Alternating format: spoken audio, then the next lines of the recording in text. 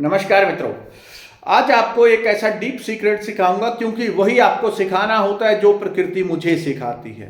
तो ये कह लें कि आपको जो कुछ सिखाना है प्रकृति ने, परमात्मा ने, वो इस शरीर का उपयोग करके आप तक पहुंचाती है। यही सच है। मैं आपको नहीं बताता हूं, सच तो यही है। आप कितना भी कहें हम आपसे सीखते हैं, आप बताते हैं ये वो, ये सच नहीं है। सच ये है कि इस शरीर का उपयोग करके प्रकृति आप तक ज्ञान पहुंचाती है, आपको बहुत कुछ सिखाती है और ऐसी चीजें जिसको सीखने में शायद पूरा जन्म निकल जाए। तो वो अपना पात्र कोई ना कोई चुन के फिर उस तक पहुंचाती है। ये तो मेरी धन्य बात है कि मेरा उपयोग कर रही है। उसको काम कुछ करवाना हो तो वो गधों से भी करवा लेता है। तो आज आपको एक चीज बताऊंगा विशेष, जिसको कहते हैं आध्यात्मिक यात्रा, ध्यान, भजन, पाठ, पूजा कब आपकी सफल होगी।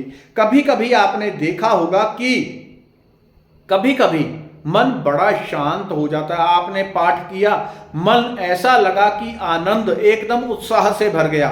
आपने मंत्र जाप किया, किसी दिन इतना आनंद, इतना उत्साह, इतनी उमंग, जोश, ऊर्जा भर जाएगी, ऐसी मिठास, लेकिन वो दोबारा नहीं हो पाता। कभी कभी होता है, किसी गुरु ने शक्तिपात कर दिया, एकदम आनंद के साथ भर गए।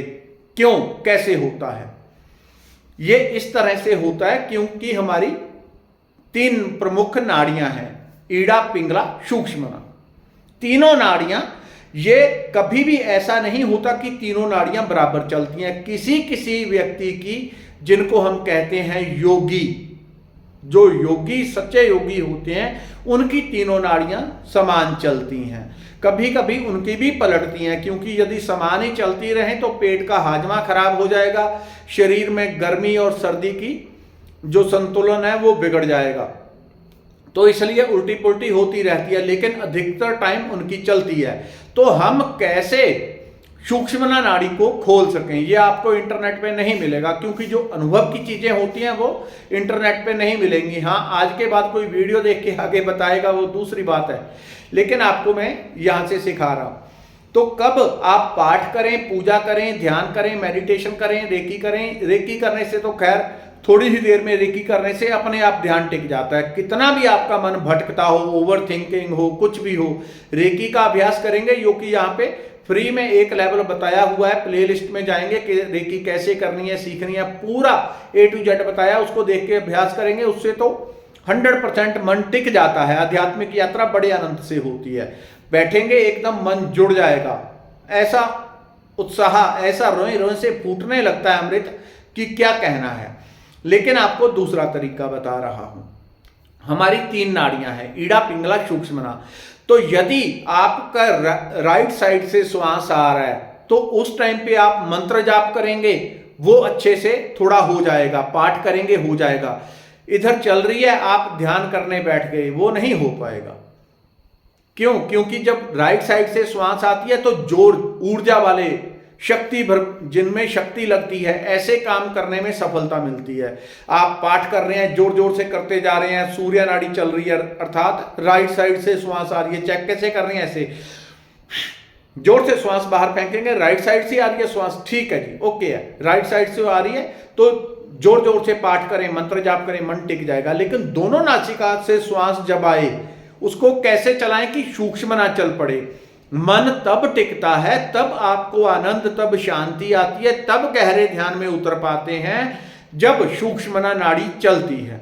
बीच वाली, सेंटर वाली सरस्वती नाड़ी चलती है। तो ये कैसी होती है? मूलाधार से उठ के तीनों नाड़ियां ऊपर आके मिलती हैं। जैसे 72,000 नाड़ियां हैं, लेकिन उनको बहुत शॉर्ट कर दें तो ये 3 प्रमुख फिर और बढ़ जाएं और बढ़ जाएं, बढ़ती रहेंगी 72,000 नाड़ियां। तो आप पहले 5-10 मिनट के लिए रोज एक ध्यान करना शुरू करें। आंखें बंद करके आपने बैठ जाना है और कल्पना करनी है जैसे ट्यूबलाइट होती है, छोटी छोटी 3 नाड़ियां मूलाधार से उठ के ऊपर की ओर आ रही हैं, और तीनों नाड़ियां एकदम उसमें प्रकाश, जैसे ट्यूबलाइट जलती है उसमें ट्यूबलाइट जल गई और तीनों नाड़ियां ऊपर से आ रही हैं, पीठ पे होती हैं सारी, मूलाधार से उठ के ऊपर आ रही हैं और तीनों नाड़ियों में प्रकाश ही प्रकाश भर गया। और वो आके यहाँ पे या यहां तक कि आप देख लें कि यहां तक आ गई, आगे तो अपने आप पहुंच जाएंगी।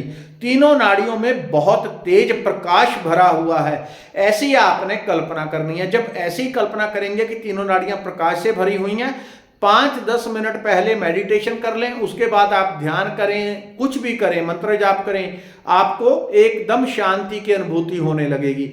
इस कार्य को आपने कम से कम 21 दिन इस ध्यान को करना है। 10 मिनट रोज कर लें अपने पाठ पूजा से पहले, तो ध्यान आपका लगना शुरू हो जाएगा, मन भटकना बंद हो जाएगा।